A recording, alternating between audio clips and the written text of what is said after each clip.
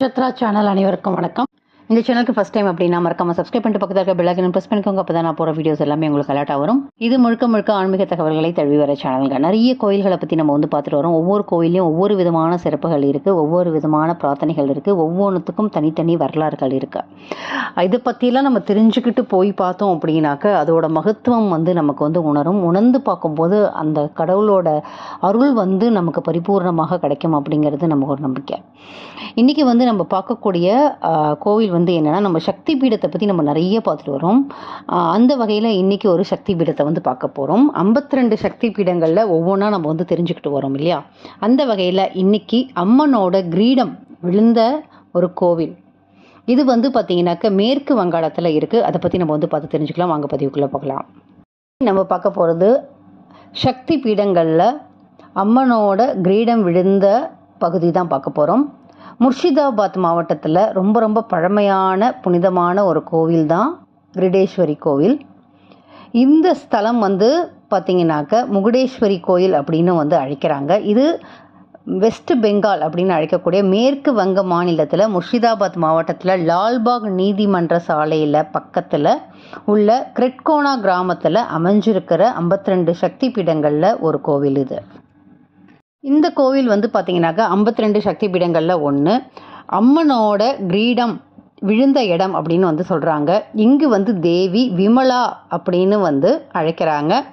அதே மாதிரி சிவனை ஷங்க் பாட் அப்படின்னும் வணங்கப்படுறாரு.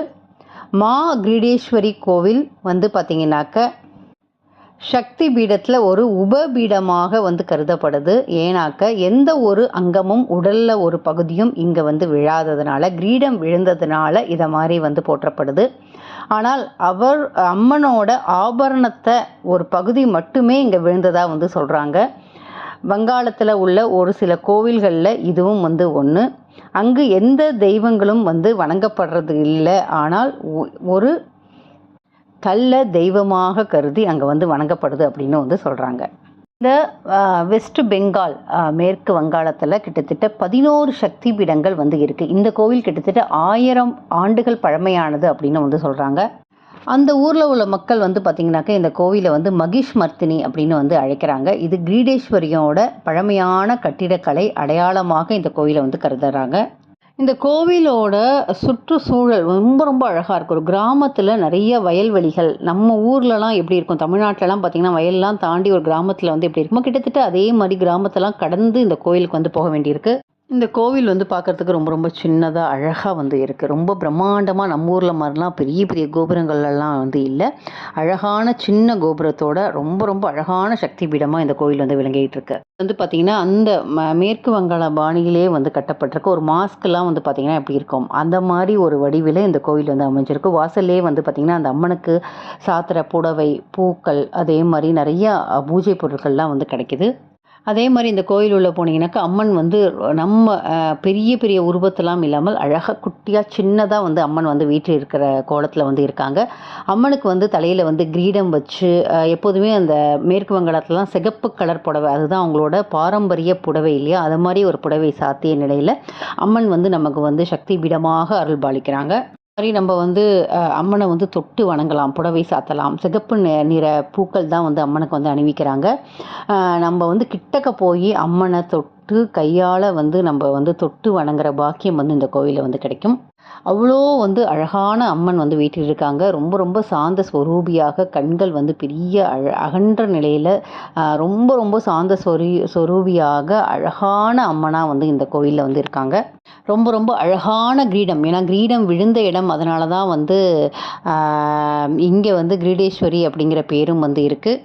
நம்ம போய் அந்த பூசாரிகிட்ட சொன்னோம் அப்படின்னாக்க அதுக்கு தகுந்த மாதிரி பூஜைகள் பண்ணி தராங்க. இந்த கோவில் 1000 ஆண்டுகள் பழமையானது அப்படின்னு சொன்னேன். இந்த கோவில் பார்த்திங்கனாக்கா மன்னர் தர்ப நாராயண ராய் அப்படிங்கிறவராக கட்டப்பட்டது. தர்ப நாராயண ராய் கட்டிய கோவிலை லால் கோலாவோட மறைந்த மன்னர் யோகேந்திர நாராயண ராய் புதுப்பித்து கவனித்து வந்ததாகவும் சொல்கிறாங்க. 1405 பழமையான கோயில் அழிக்கப்பட்டதாகவும் கூறப்படுது. முர்ஷிதாபாத் ஆளும் வீட்டில் அதிபதியாக இந்த அம்மன் கிருடேஸ்வரி இருந்ததாக வந்து கூறப்படுது. கிட்டத்தட்ட 1000 வருஷத்தை தாண்டியே பழமையானதாக வந்து இருக்குது. இந்த வெஸ்ட் பெங்கால் போனீங்கன்னா நீங்கள் கிட்டத்தட்ட ஒரு 11 சக்தி பீடத்தை நம்மளால் வந்து பார்க்க முடியும். வந்து ரொம்ப ரொம்ப சக்தி வாய்ந்த அம்மன்ங்க.